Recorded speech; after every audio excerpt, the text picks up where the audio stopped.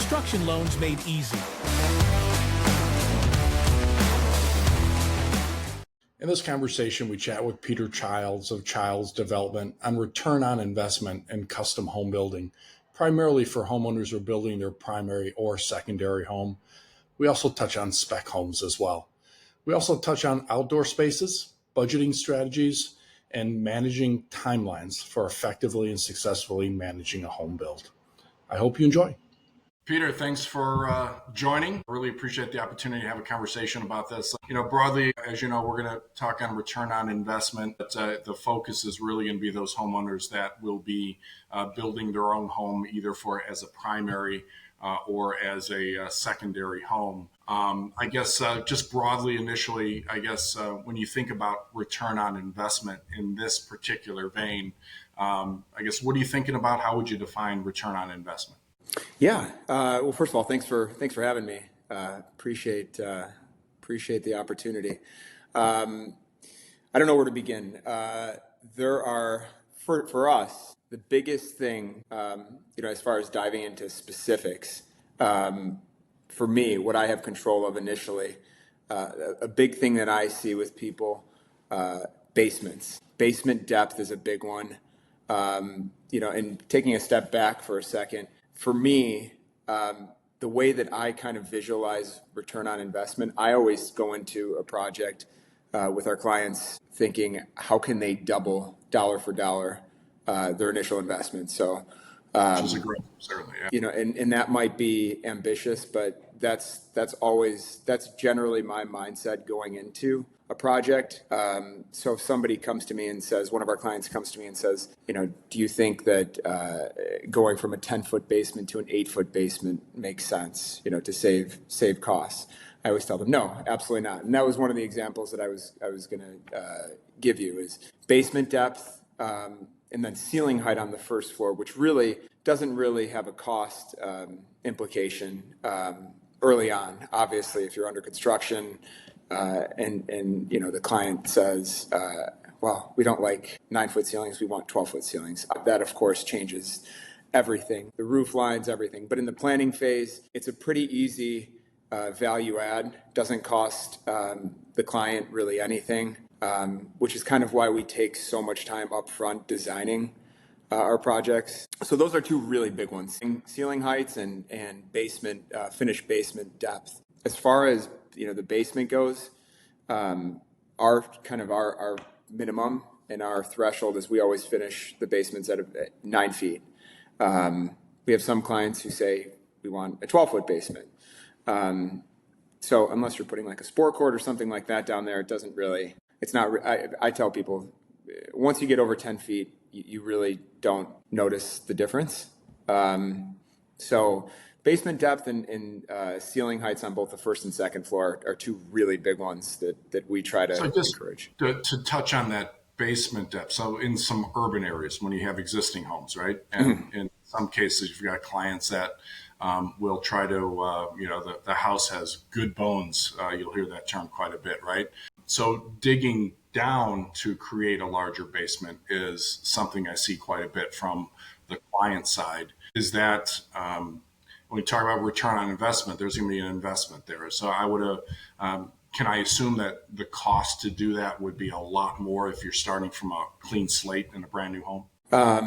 If you're working with an existing home, it's definitely a much more involved process. I've done a couple of projects where we've actually lifted the house and raised the house, put it on stilts, and then dug out the basement. And that's a significant cost. But as far as early on, again, it's really limited to excavation, the labor associated with excavating, and then the additional concrete material and labor, which is a fraction of what it would be on an existing house. But to answer your question, and I've seen obviously a lot of older homes, if you get into homes that were built in the early 1900s, I don't even call them basements. They're almost like cellars.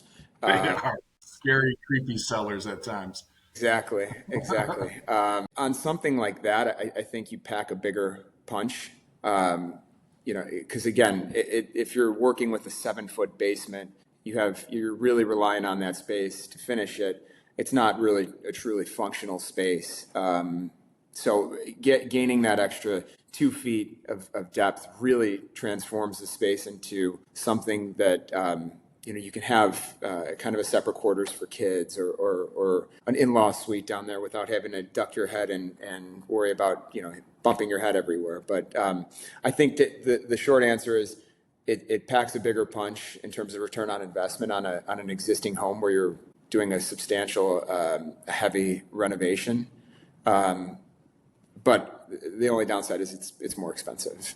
For sure, for sure. So while most of the questions and conversation will revolve around people building their own single family home for primary, secondary home, just for contrast on investment. So when you think about spec homes, or somebody comes to you that wants you to build them on, maybe an Airbnb or an investment property, does the ROI calculus change a little bit about things that you think about in terms of returning ROI for those investors or those clients? I think that they're two totally different demographics that you're chasing.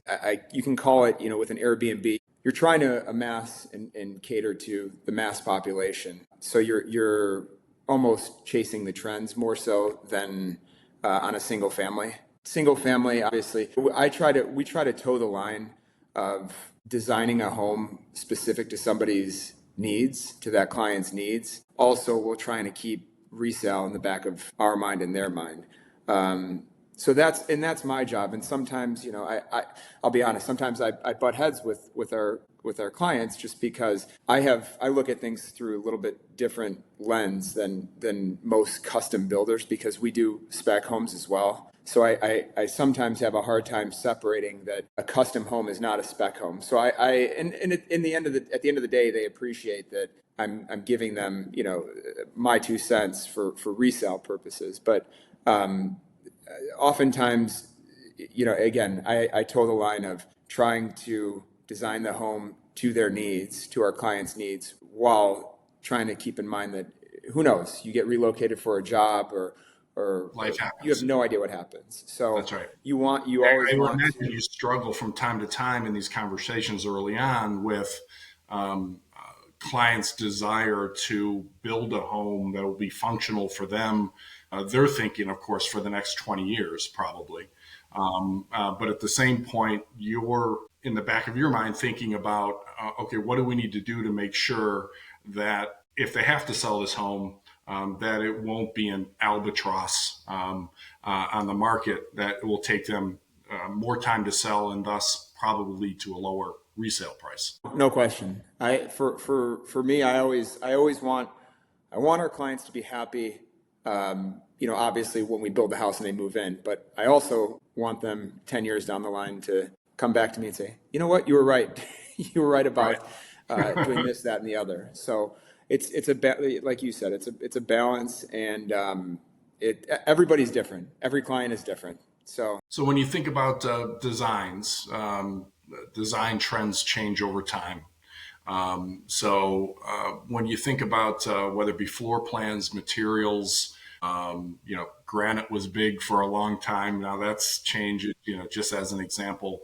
What do you think about in terms of the type of designs that maybe clients come with you? And certainly they've got, I'm sure by the time they sit down for the first time, they've looked through millions of different house plans, and they come with you with some very distinct ideas. So when you think about designs and house plans, what are you thinking about in terms of the conversation that you have with clients about that, in terms of long-term trends and return on investment? Yeah, I think, I'm sure, obviously, as you know, COVID really transformed things and changed things quite a bit. So a lot of people, a major common denominator is entertainment, home entertainment. In the event the world shuts down and we have another COVID situation, people want to have a space where they can have people over and they're not crammed and it's comfortable. Open concept designs are still obviously highly desirable. A kitchen that opens up to a family room. A big one that I've seen that we put in our spec homes now are 2 offices. Because oftentimes you have 2 spouses both work, and not everybody has gone back to the office quite yet. So I try to incorporate those into our homes, and a lot of a lot of people respond very well to that. Where they're separated too. One office could be on the second floor on the other wing of the house, and then the others on the first floor. So that's a big one too. Open concept again. Another one that's really gotten picked up and gained traction with COVID. Outdoor spaces, very decked out outdoor spaces, fire pits, built-in outdoor kitchens. TVs, outside under the covered porch, things of that nature where, again, if there is another pandemic, which again, I hope there's not, but there's additional space that you could kind of spill over and lean on. So yeah, let's touch on that outdoor space a little bit. So of course, from my perspective as a banker who does custom construction loans, my view is, okay, what is likely that the appraiser is going to value? Some things they don't put as much value on as others. And now if it's a cash buyer, of course, and they're not getting a mortgage, it doesn't matter. But if it's a situation where the client needs to, is trying to put as little down as possible, maximize their loan, the appraisal that the appraiser does based on the completed plans, budget, and specs is very, very important to get value there. So we think about swimming pools, right? Swimming pools, I've been doing this a long time. For the longest time, would be a negative on the appraisal. And so if somebody was go in and spend $100,000 on a pool and the surrounding areas and of course regulations have really increased the cost of that, sure. Fencing and screening and all that kind of stuff. The appraiser wouldn't put as much value on that as a pool as they would the cost of it, right? COVID changed that. You mentioned COVID. All of a sudden, all the pools, the city pools will shut down, local park district pools will shut down, and anybody who had a pool was getting a tremendous amount for that. What do you see as some of the items in the backdoor space that people are really looking for now, in the outdoor space? And what are maybe some of the things that maybe they talk about or look at, and you maybe consult with them that it might not be the best use of your money? So pools, that's a perfect example. Pools are definitely at the top of the list. Another one that actually, believe it or not, has really gained popularity, which I don't know if you play or not, but pickleball courts. Pickleball courts are really big. The sport's growing, but it's just another avenue for people to not have to leave their house. So pickleball courts are a big one. Spas, like a built-in, decked out jacuzzi area. But really, I think at the top of that list is just really a built-in outdoor kitchen. A built-in outdoor kitchen with a built-in grill, warming drawers, something that'll withstand our inclement weather. And back to the entertainment aspect, right? Right. A place where you can have 2 to 20 friends over, once or twice a year probably, and have a nice space to entertain. And that goes actually in both markets, the city and suburban market. So I've seen a lot of people have asked about built-in kitchens and just decked out entertainment spaces, whether it be on a rooftop in the city or in your backyard in the suburbs where you have more space. House styles is always interesting to me, and by that I mean ranch versus Cape Cod versus contemporary, etc. The ranch. And again, from the lending perspective, the appraisal perspective, ranches are very difficult.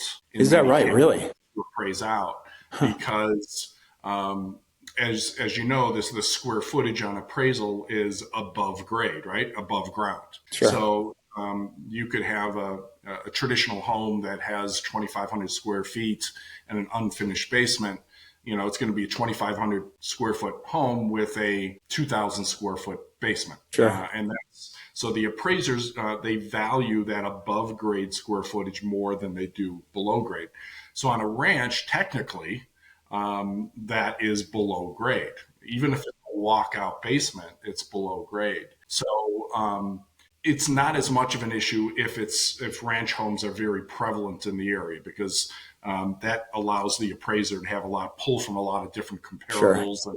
and do that. But they tend to disappoint clients, the appraisals, more than other homes. There are other different design general home style designs that you tend to see have resale better, or is it all going to change depending on when they sell it? Could today's design, if they don't sell for 30 years, just be a matter of timing on when they sell it? Yeah, that's a great question. As of late, we've been doing a lot of first floor masters, but they're not ranches. They're 2 stories. So we'll have a nice essentially half of the first floor plate is the master suite or the primary suite, and upstairs we'll have 3 or 4 bedrooms. Another thing that we really try to do is add ensuite baths. That's a big one that a lot of people ask about. Which I completely understand. If you have 2 kids and they're a boy and a girl, you want to have the separate ensuite baths just to avoid fights. But that's a big one. As far as designs go, we've been doing a lot of masonry homes as of late. We used to do a lot of hardy board, and we're kind of focused on low maintenance. That was kind of a big one with a lot of our past buyers, but now it seems that that's shifting. At least with my business, it's shifting, and people are more conscientious and kind of their desires to have something that's more aesthetically pleasing than hardy board siding. So a lot of masonry homes we've been doing that pop a little bit more from the street.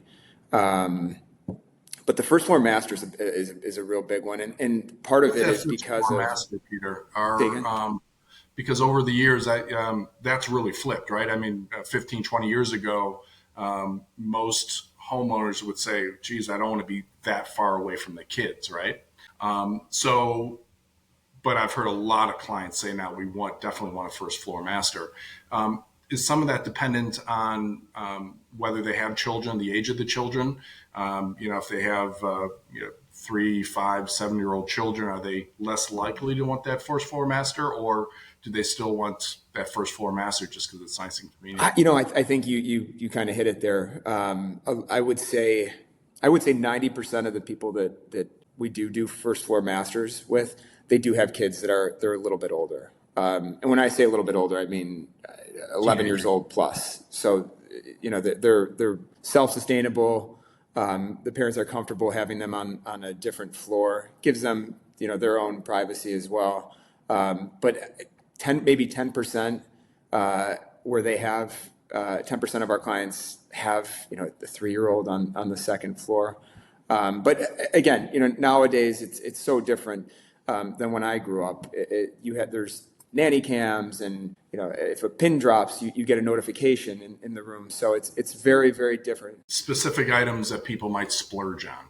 So certainly not return on investment.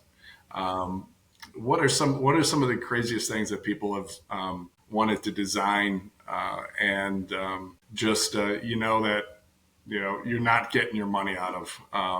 What are some of those things but at the same time, you kind of, as they were talking about it, you're like, yeah, that's kind of cool. Let's do that. Yeah, that's a good question too.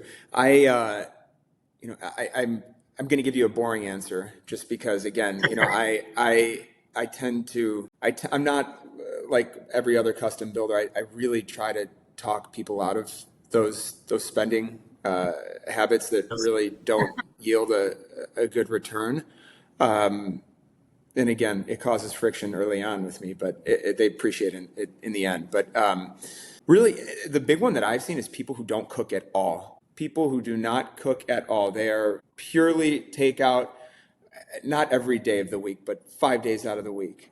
And they want a, sub-zero fridge, freezer. They need the 48-inch wolf range. But that is one that I condone, and I tell them, go for it, because that is a big one for resale. A lot of people, you never know if you're going to have somebody who does cook every night of the week buy your house. So that's an example of a splurge that's a good splurge. But the other big one, plumbing fixtures is another big one that I see, and I always tell people you can go and spend $100 on a faucet, or you can spend $1,200 on a faucet. At the end of the day, if it's a good brand, good manufacturer, they do the same thing. So that's a big one, and there's a huge price disparity over plumbing fixtures. So I always tell people, go with something mid-tier. It's an easy correction. If you don't like it, you can swap it out. You're not ripping out drywall or tile or flooring. It's an easy one, just like paint. If you want to add built-ins or something like that, those are all easy fixes. What you want to avoid is having to rip open drywall to rewire something or something of that nature. Kitchens, from time to time, we do see clients just putting in $200,000, $300,000 kitchens, and the one that really made me laugh the most, it's been a while, 5-6 years. They were importing a stove from France that was $78,000. So I saw this on the budget, and I'm like, wow, this looks, you Google it and like, that is an amazing stove, right? So I'm like, usually I don't comment on stuff, but I had to bring it up. I'm like, wow, this is an amazing stove. I said, you guys must cook all the time. Like, yeah, no, we really don't cook much. I was going to say, I hope that it doubles as a therapist or something too. It talks to you. Or, no, right. It doesn't. Just a range. It's just, I guess, a visual piece, perhaps, to look at. When you think one other one that I didn't tell you that I forgot about here was something that I always try to push this because a lot of people comment on it initially when they go through our spec homes, but mitered edges on countertops. It's a small cost relative to the makes it look packs. amazing. And it's funny because 90% of people who see it, if outside of the industry, if you're not familiar, they think that it's truly a real thick slab. So what they do is, and I'm sure you're familiar, they cut the edges on a 45-degree angle and they miter it together. So that's a really good one. That's a good one that yields a really nice return and looks sharp too. So in terms of cost, generally clients will often say, I think I remember this from COVID, right? We're going to wait till costs come down. They put a lot of time and effort into holding on, and while interest rates go up and down, I think except for that one, I think 2008, if you look at overall construction costs, that's the only time rates or construction costs broadly drop. So costs are always going up. It's just how it works. What are some of the things that you do to try to, as best you can, to minimize the costs or strategies to lower the costs and on balance the same type of project? Yeah, another great question. So we use the same trades throughout all of our projects. So as much as I hate to say this, they're great guys. They self-manage themselves for the most part. But for me, what I do every once in a while is I'll obviously go out and get secondary pricing just to make sure that everybody's in line and they keep their pricing honest. Not necessarily for my knowledge, but it's more of a mental exercise, if you will. So that's one of them. I do order material in bulk in advance, so that helps as well. It's tough to do though you can't do that with lumber yards because lumber yards there's nowhere to put the material. So You that's risk it being stolen if you put it somewhere. even in the suburbs, you'd be surprised where things get stolen. So I don't do that. But bulk pricing or bulk purchasing is a big one.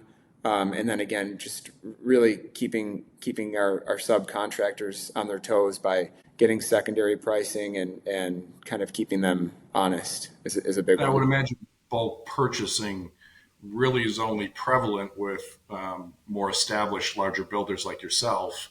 If you're working with a smaller builder, I would imagine they don't have the financial capacity to do much of that bulk purchasing. Probably not. And we've been in business for a while, so we have credit terms with a lot of our suppliers too, which helps quite a bit. So that's definitely a plus because I wish I could outlay, a significant amount, but the credit terms really does help with that too. And it's like anything else. If you pay everybody on time and you're true to your word, it goes a long way in strengthening, the relationship you have. So COVID had created a lot of challenges with building. One of them was major fluctuations with materials, supply chain issues. It seemed to have settled down for the most part, now a little more stable. But at the most part, most of the time, there are price increases either each year or a few times a year, depending on the type of product. What are some of the, I guess, strategies you use to try to mitigate some of those price increases for clients? Because the lead time from when you first sit down with them to when you need to buy some of these materials can be quite a long time. Yeah. What are some things that you are able to do?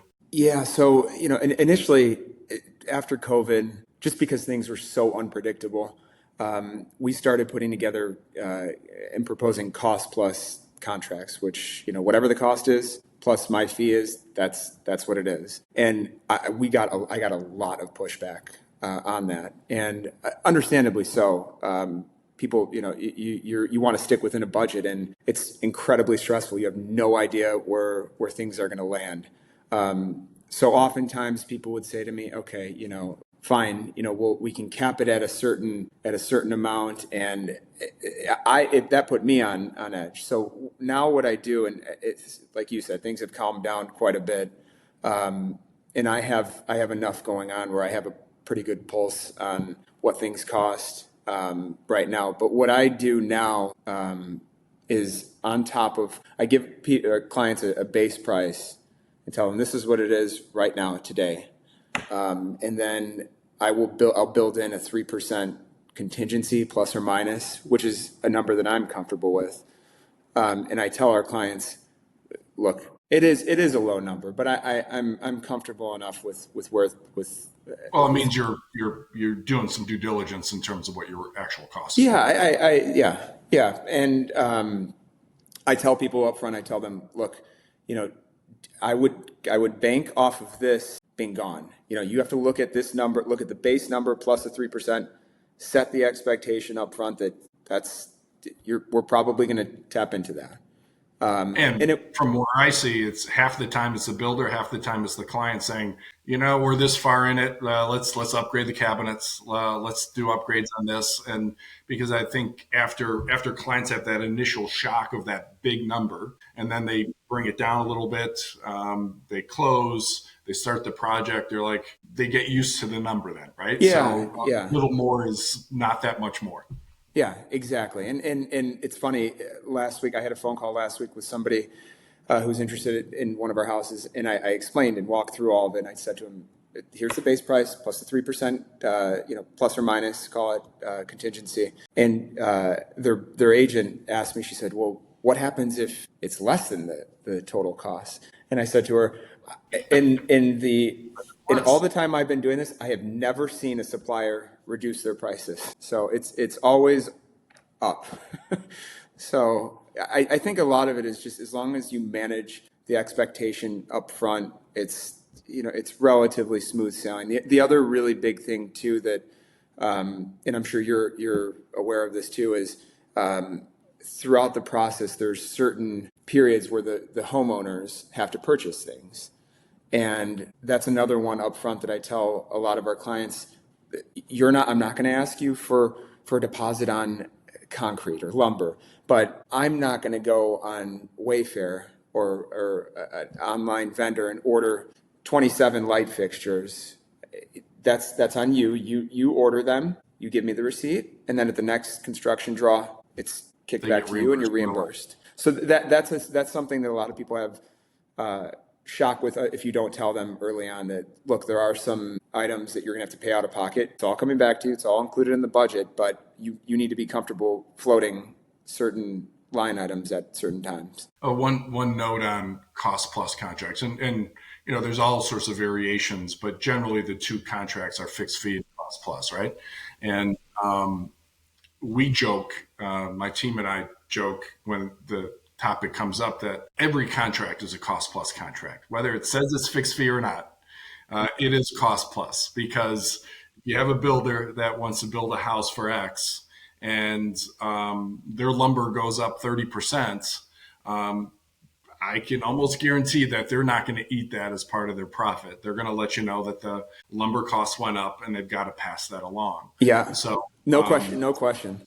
From my perspective, the cost plus contract is the most transparent way to go, because you do see the actual cost, right? Exactly, but it's I understand where certain customers and clients it makes them uneasy just because you have no idea. It's just it's an open checkbook, a bottomless budget. So I get it. I understand. I really do. But it is an unknown, but you put together a budget for the client based on based on those bids that you get. So it's like you said, it may be cost plus, but it shouldn't vary much more than 3% unless the client pushes for those changes. No question. The other thing too is it trickles down. So just like you had used the example of, okay, if lumber goes up, it's going to be passed down to the client. But same goes for your subcontractors. If your HVAC contractor gives you a quote for $40,000, and he calls me and says, Peter, I'm sorry, I have to charge you more. They just increased the price of sheet metal. So it starts with the subs and then trickles all the way down to the end user. Right. Even towards the tail end of COVID, I started seeing allowances generally are for things like appliances and some of that kind of stuff. I started seeing allowances for lumber. So we started doing that too. Yeah, as a fixed fee contract, but we're doing an allowance for lumber. So because of those fluctuations, we started doing that too. A timeline is timeliness, and the timeline of a project being complete obviously has impact on cost as well. Don't need to spend too much time, but I guess what are some of the keys to, if you're estimating a project to be 12 months, what are the keys to staying on that timeline, and what are some of the common things that derail the timeline? Really in our market, weather, and that's of course you can't control when you're starting construction. Obviously, it really depends on that time of year. But in a perfect world, I always try to start my projects right during the summer, because that'll give you the opportunity to get it under roof before any inclement weather takes over. But of course, supply chain is for sure one of them. Really, really not as big of an issue as it was during COVID. They've really figured things out, and it's amazing. I mean, even our windows were one that took a long time, but now they're 3 weeks. 3 to 4 weeks, even with Pella.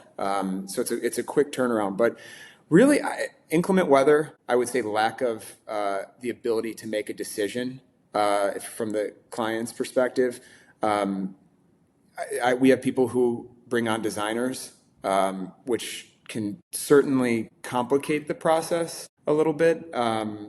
So that's a big one, and really staying on top of third-party designers to move things along and push things along. A vast majority of them are great, But you run into a handful of them where you really, really, really need to apply pressure. And then, It's of just an course, additional subs. person that needs to make decisions and needs to move on. So yeah, Exactly. occasionally we have clients that will say, we're going to have a separate budget and contract with our designer. And so, we just, have that conversation with them. Just understand things may take a little bit longer in terms of getting to the point of closing and maybe even during the draw process as well. Yeah,